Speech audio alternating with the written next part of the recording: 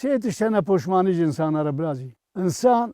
الظلمة خو بوشمان بي الحيوانات خو تبكي ظلمينا خو دي قبولناكي يا دوا طمايا حرامية قلنا كذي قلبيكي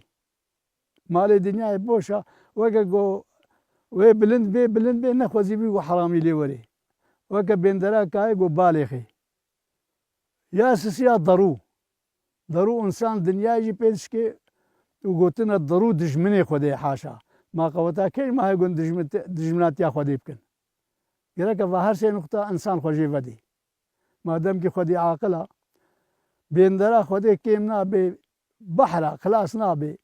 حلال قداتا بركاتا وياها خيرا وياها لأن خوزي بيقو حرامي لي ولي تشتي مفهم كي برازي من اخوان ديال الباع عالم مسلمان وكا رحمتي الشيخ خليل متشتك شكورا قرتيت قحفي خودا